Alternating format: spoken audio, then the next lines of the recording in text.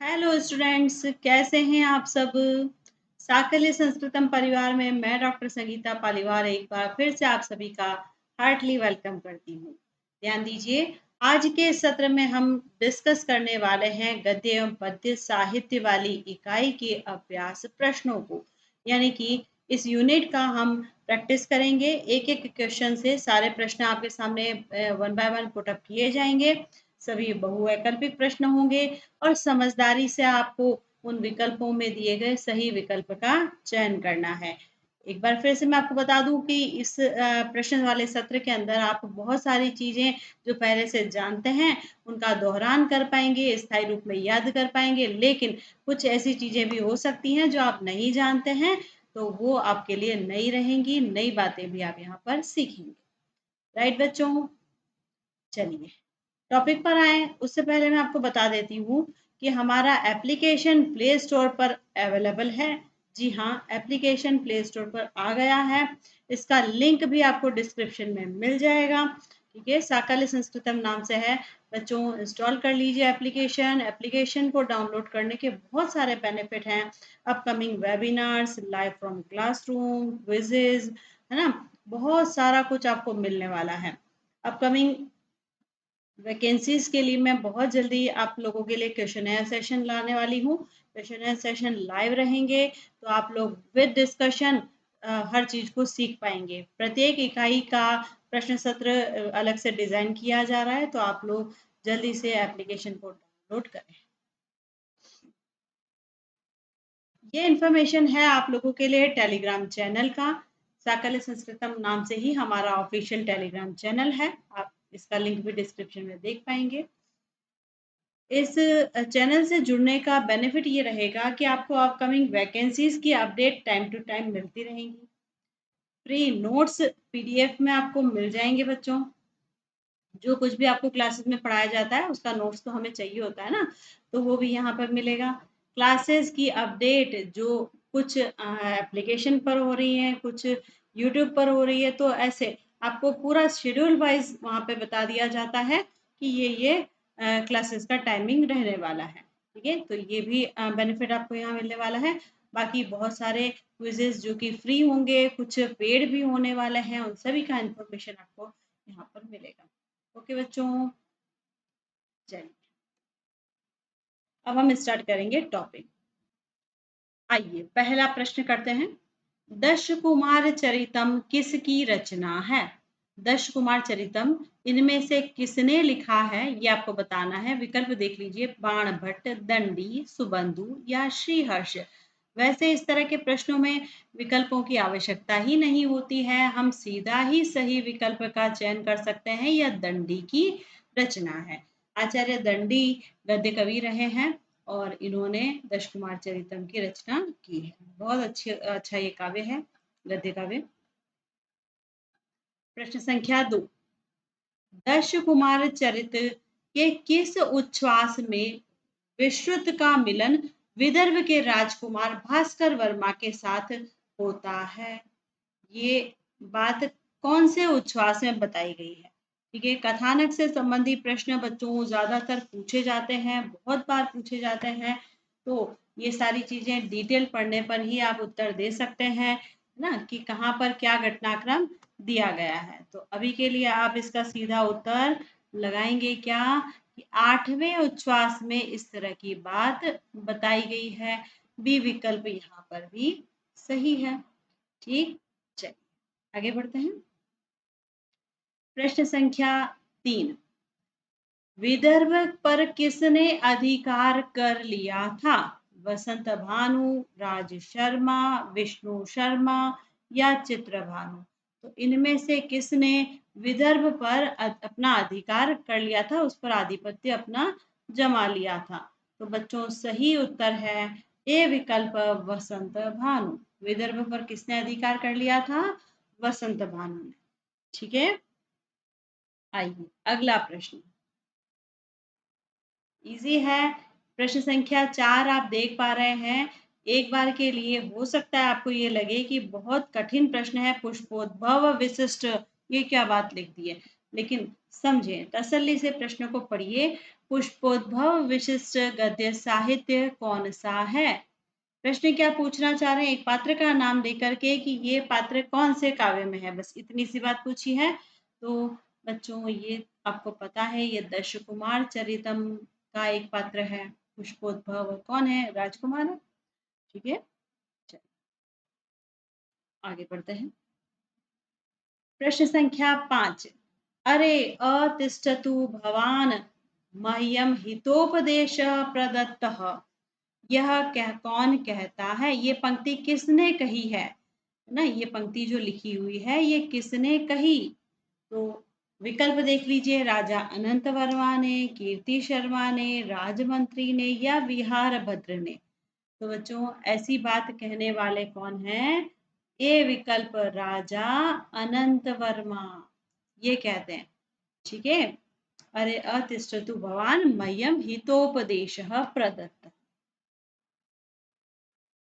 अगला प्रश्न, प्रश्न संख्या 6। विश्रुत चरितम कस्य वैशिष्ट्यम अस्ति। अभी हमसे एक प्रश्न पूछा पुष्पोद्भव वैशिष्ट्य, ठीक है, वैसा ही ये प्रश्न है, उससे मिलता जुलता कि विश्रुत चरित किसका वैशिष्ट्य है? विश्रुत चरित नाम का एक पात्र कौन से काव्य में है? प्रश्न ये पूछना चाह रहे हैं, लेकिन इतनी आसान भाषा में पूछेंगे तो बहुत इजी हो जाएगा और हर कोई इसको कर लेगा, है ना? इसलिए प्रश्न की भाषा थोड़ी सी जटिल रखी जाती है। आपको प्रश्न समझते ही पता चल गया होगा कि इसका सी विकल्प सही है। विश्व चरित किसका वैशिष्ट्य है? दश कुमार चरितम का। ठीक है, दश कुमार चरितम में ही ये पत्र है। आगे आ जाए, प्रश्न संख्या 7। राजभवन में विश्रुत के द्वारा उपदिष्ट जनता में किसके पतिव्रत की चर्चा फैली हुई थी या फैल गई थी? कि राजभवन में विश्रुत ने जनता को उपदेश दिया, तब उस जनता में, लोगों में किसके पतिव्रत की चर्चा फैली थी? शीला, कविता, वसुंधरा या राजकन्या। बच्चों विश्रुत उपदिष्ट ये बात यहाँ पर लिखी हुई है, तो प्रश्न को पढ़ते ही हमें याद आ जाएगा ये दश कुमार चरितम का प्रश्न है। तो आप ए और बी विकल्प को तो तुरंत हटा दोगे।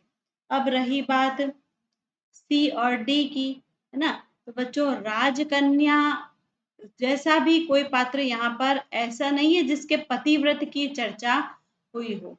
ये कौन है? वसुंधरा। ठीक है, वसुंधरा एक पात्र है, स्त्री पात्र, जिसके पतिव्रत की चर्चा जनता में फैल गई थी, ये यहाँ पर बताया। ठीक है, प्रश्न संख्या 7 हमारा हल हुआ, सी विकल्प राइट है। अगला प्रश्न आपके सामने आ चुका है। दश कुमार चरितम में जो राजनीति वृक्ष है उसके कितने मूल अंगों का वर्णन किया गया है? दश कुमार चरितम में राजनीति वृक्ष के कुछ अंगों का वर्णन किया गया है और वहां पर बताया गया है कि राजनीति वृक्ष के ये मूल मूल अंग होते हैं, इतने होते हैं। तो वो क्या संख्या है आपको बतानी है। अगेन वही बात कहूंगी मैं कि अगर आपने डिटेल पढ़ा हुआ है तो विकल्पों को पढ़ने की जरूरत ही नहीं होती है, हम सीधा ही सही विकल्प पर पहुंच सकते हैं। यह 5 राजनीति वृक्ष के 5 मूल अंगों को बताया गया है। ठीक है, ये कौन कौन से हैं इसके बारे में अभी हम चर्चा नहीं कर रहे हैं, डिटेल वाली क्लास में इसको देखेंगे ही। प्रश्न संख्या 9। हर्षचरितम किसकी रचना है? हर्षचरितम दंडी ने लिखा है, बाणभट्ट की है रचना ये, या अंबिका दत्त व्यास की है, या सुबंधु की है? कौन है इसके रचनाकार? सोचिए, क्या सही उत्तर लगता है आप लोगों को, बताएं। हर्षचरितम किसकी रचना है? बाणभट्ट की, निस्संदेह, है ना? आई थिंक ये इतनी प्रिपरेशन तो बच्चों आप लोगों की होगी ही, है ना? इजी क्वेश्चन चल रहे हैं, कुछ कुछ बीच में कठिन आ रहे हैं, कुछ कुछ आसान भी हैं, तो प्रश्न पत्र ऐसे ही बनते हैं ना, समन्वय होता है सभी तरह के प्रश्नों का। Question number 10। हर्षचरितम में जो गद्य काव्य है हर्षचरितम, इसमें कितने उच्छ्वास हैं? देखिए विभाजन कैसे हुआ है, प्रश्न ये भी हो सकता था कि हर्षचरितम का विभाजन कैसे हुआ है, तो उच्छ्वासों में हुआ है क्योंकि यह एक आख्यायिका है। गद्य काव्य का एक विधा है आख्यायिका। आख्यायिका क्या होती है? ऐतिहासिक इतिवृत्त को लिए हुए होती है। ठीक है, तो इसमें कितने इसका विभाजन उच्छ्वासों में होता है और इसके अंदर कितने उच्छ्वास हैं? तो बच्चों बी विकल्प को राइट करेंगे, 8 उच्छ्वासों की यह रचना है। ओके, तो प्रश्न संख्या 10 तक हल हुआ हमारा। आगे आए 11। हर्षचरितम में स्थानीश्वर, एक स्थान का नाम दिया गया है, ये किसकी राजधानी है? स्थानीश्वर किसकी राजधानी है? ग्रहवर्मा की, हर्षवर्धन स्वयं की, शशांक की या भैरवाचार्य की? स्थानीश्वर इनमें से किसकी राजधानी है? हर्षवर्धन।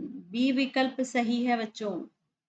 ठीक है, हर्षवर्धन की स्वयं की राजधानी स्थानीश्वर बताई गई है। आगे आए अगला प्रश्न, प्रश्न संख्या 12। हर्षवर्धन के पिता कौन थे? माता पिता का नाम जनरली पूछा जाता है, पितामह भी अगर इनसे कनेक्टेड रहे हैं, स्टोरी से कोई कनेक्शन है तो उनका नाम भी पूछा जाता है। हर्षवर्धन के पिता कौन है? प्रभाकर वर्धन, शशांक राज्यवर्धन या मानसार? डेफिनेटली आपको राज्यवर्धन और प्रभाकर वर्धन में कंफ्यूजन होगा, बी और डी विकल्प को आप डायरेक्ट हटा दोगे। ठीक है बच्चों, मैं आपको बता दूं राज्यवर्धन और राज्यश्री ये इनके भाई बहन हैं। ठीक है, प्रभाकर वर्धन इनके पिता का नाम है। प्रभाकर वर्धन इनके पिता का नाम है। 12वें प्रश्न में पिता का नाम पूछा है और अगले प्रश्न में इनकी माता का नाम पूछ लिया है। प्रश्न संख्या 13 आपके सामने है, हर्षवर्धन की माता कौन थी? तो अक्षमान, सरस्वती, मालती, यशोवती। सही विकल्प क्या है? यशोवती। हर्षवर्धन की माता का नाम क्या है? यशोवती। तो ये प्रभाकर वर्धन एवं यशोवती के पुत्र थे। ठीक है, दो इनके भाई बहन थे, राज्यवर्धन भ्राता थे और इनकी जो बहन थी उसका नाम क्या था? राजेश। चलिए आगे बढ़ते हैं। पात्रों से संबंधी प्रश्न ज्यादातर पूछे जाते हैं इन काव्यों से। बच्चों आप लोगों के लिए मैं पात्र संयोजन वाली क्लासेस भी बना रही हूँ, काम हो चुका है उस पर भी, बहुत जल्दी आप लोगों को दिखेगी क्लासेस। पात्र संयोजन बहुत इंपॉर्टेंट होता है, पर्टिकुलर कुछ काव्यों के प्रश्न ज्यादातर पूछे जाते हैं, जैसे आप दश कुमार चरितम देख रहे हैं, है ना, किसी नाटक के भी प्रश्न ज्यादातर आते ही हैं। तो पात्र का मुख्य पात्रों के साथ में क्या संबंध है? जैसे हर्षवर्धन के सेनापति का क्या नाम है? आप प्रश्न संख्या 14 में देख रहे हैं। तो सेनापति, मंत्री, जो इनके विदूषक होते हैं वो उनके क्या नाम है? नायिका मुख्य पात्र होता है उसका क्या नाम है? नायिका के साथ में जो दासी नियुक्त होती है उसका क्या नाम है ना? या अन्य रानियां राजा की होती है उनके क्या नाम है? इस तरह से मुख्य पात्रों का प्रश्न आता है और इस तरीके से मतलब ये सारे प्रश्नों को हम हल कर पाए, इसके लिए मैं आप लोगों के लिए एक पात्र संयोजन की क्लास प्लान कर रही हूँ, तो वो भी हम बहुत जल्दी लेकर आएंगे। हर्षवर्धन के सेनापति कौन है? प्रश्न संख्या 14 में पूछा है। आप विकल्प देख रहे हैं, ग्रहवर्मा, मेघनाथ, शशांक या सिंहनाद।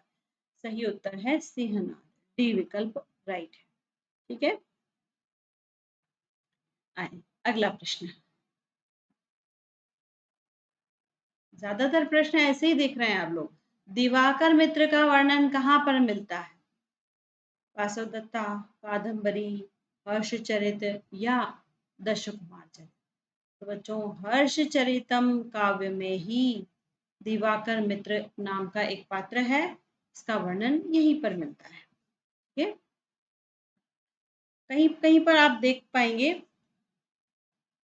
पात्रों के नाम रिपीट होते हैं किन्हीं किन्हीं काव्यों में, जैसे संस्कृत के 2-3 काव्य हैं जहाँ पर राजा उदयन है, मुख्य पात्र राजा या नायक उदयन है, उसका मंत्री भी युगंधरायण है, तो रिपीट होते हैं। उन सभी से प्रश्न नहीं पूछे जाते हैं जनरली, क्योंकि एग्जामिनर को भी पता है कि ये जो पात्र हैं जिनके नाम रिपीट होते हैं, उनमें बच्चों को भी कन्फ्यूजन रहता है, तो ऐसे प्रश्न नहीं आते हैं। ठीक है, जो यूनिक है, एक एक जगह पर ही प्रयुक्त हुए हैं, वो प्रश्न ज्यादातर पूछे जाते हैं।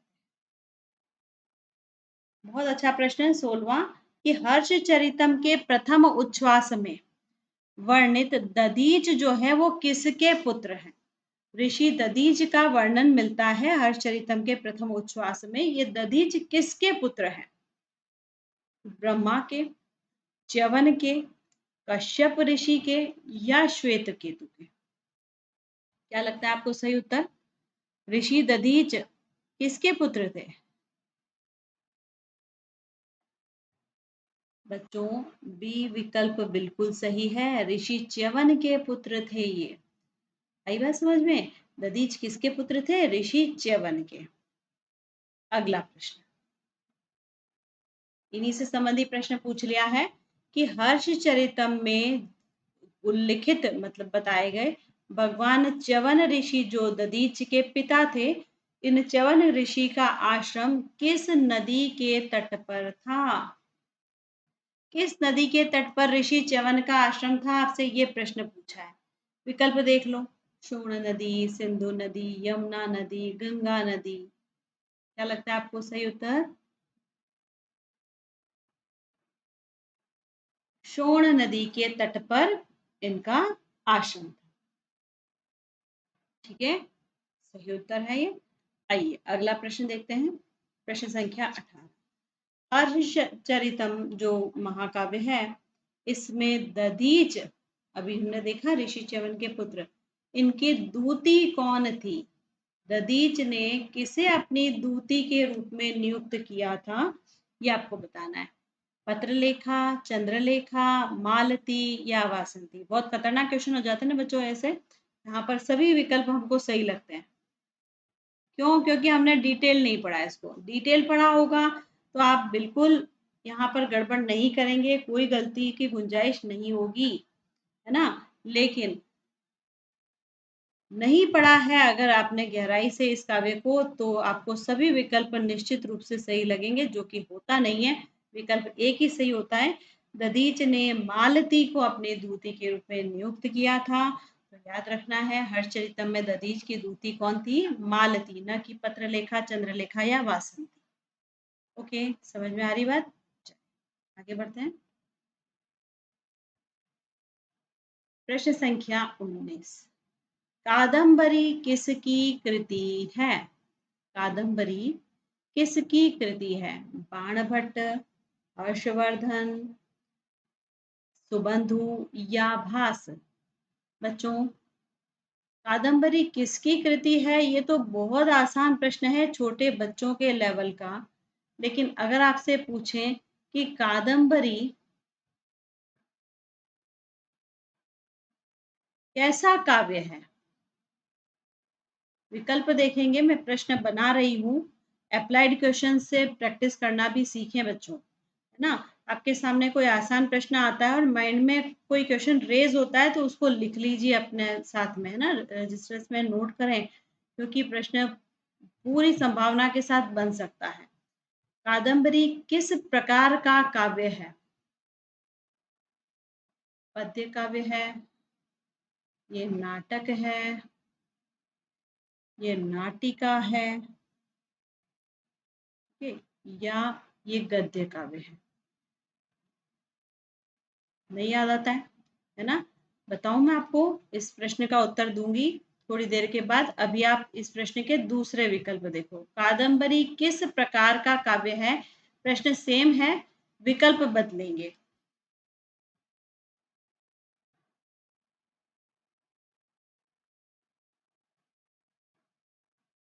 कथा है, आख्यायिका है,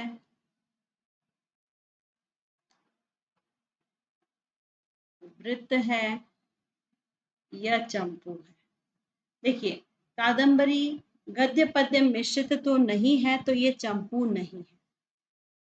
कादंबरी वृत्त है। वृत्त क्या होता है? वृत्त का मतलब कथानक, तो कथानक इसमें है, लेकिन हमें काव्य विधा पूछ रहे हैं, इसलिए वृत्त को भी आप गलत कर दें। कैसे सही विकल्प पर पहुंचना है ये मैं आपको बता रही हूँ। कादंबरी में जो स्टोरी दी गई है बच्चों, ये पूर्णतः कवि कल्पित है। क्या कहा मैंने? कवि कल्पित। ऐसा इतिहास में कभी हुआ नहीं है। इतिहास प्रसिद्ध घटनाक्रम यहाँ पर नहीं है। कवि ने अपनी पूर्ण कल्पना से इसको मूर्त स्वरूप प्रदान किया है।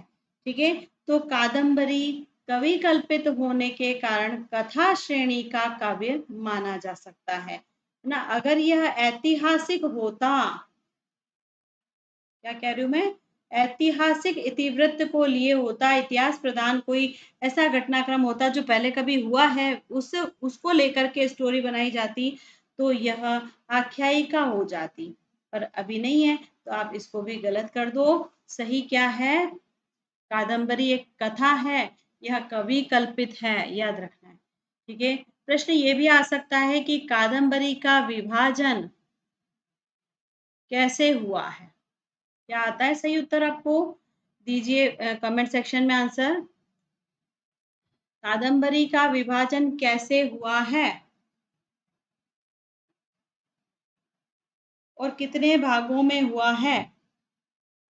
ठीक है, इसका आंसर आप कमेंट सेक्शन में बताएंगे, मैं अभी नहीं बता रही हूँ, डिटेल वाली क्लास में हम देखेंगे।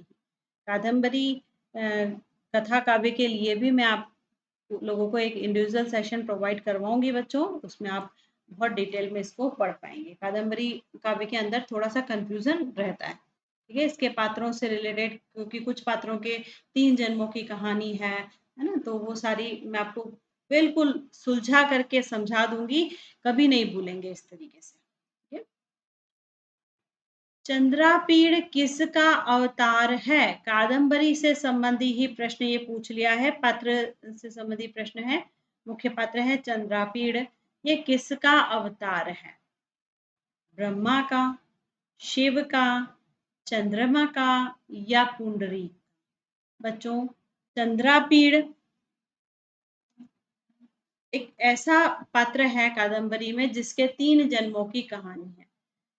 कादंबरी में 2 पात्रों के 3 जन्मों की कहानी है। नायिका नहीं है, वो नायक है, और नायक मतलब जो राजा राजा है और उनका मंत्री, उनके 3 जन्मों की कहानी है। ठीक है, तो यह यहाँ पर मुख्य पात्र चंद्रापीड़ के बारे में बताया गया, जो कि राजा है। और ये किसका अवतार है, मतलब चंद्रापीड़ अपने पूर्व जन्म में क्या रहा था, तो आपको पता होना चाहिए, ये चंद्रमा था, मतलब चंद्रमा का ये अवतार है। ठीक है, सारी चीजें डिटेल वाले सेशन में हम पढ़ेंगे। कादंबरी के लिए मैं कह रही हूँ इंडिविजुअल सेशन आप लोगों के लिए मैं बना रही हूँ ना, उसमें आप पात्रों के तीनों जन्मों की कहानी को बहुत व्यवस्थित तरीके से देख पाएंगे। एक हम सारणीकरण के माध्यम से इस काव्य को पढ़ेंगे। ठीक है, सारे प्रश्न हल हो सके एक ही बार में, इस तरीके से पढ़ना है। ओके बच्चों, तो प्रश्न संख्या 20 तक हमारा हो चुका है। यहाँ से आगे की चीज़ों को कंटिन्यू करेंगे अगले सत्र से। मिलते हैं बच्चों। एक बार फिर मैं आपको बता देती हूँ, आप लोगों के कमेंट्स मेरे लिए बहुत ज़्यादा मैटर करते हैं, सजेशन मेरे लिए बहुत ज़्यादा मैटर करते हैं। आप लोग अपकमिंग क्लासेस के अंदर क्या टॉपिक्स को पढ़ना चाह रहे हो, किस तरीके से पढ़ना चाह रहे हो, आप थ्योरेटिकल पार्ट पढ़ना चाहते हो या आप प्रैक्टिस ही करना चाहते हो क्वेश्चन से, आप मुझे प्लीज़ बताएं। और इस वीडियो को ज़्यादा से ज़्यादा शेयर करें, अधिक से अधिक यूजीसी नेट असिस्टेंट प्रोफेसर पढ़ने वाले बच्चों तक ये वीडियोस पहुंचनी चाहिए। साकल्य संस्कृतम परिवार में अधिक से अधिक छात्रों को हम जुड़ने का मौका दें, है ना। तो वीडियो को लाइक करें, शेयर करें एंड सब्सक्राइब करें। मिलते हैं अगले सत्र में यहाँ से आगे की चर्चा को करने के लिए। Thank you so much, till then take care, good bye.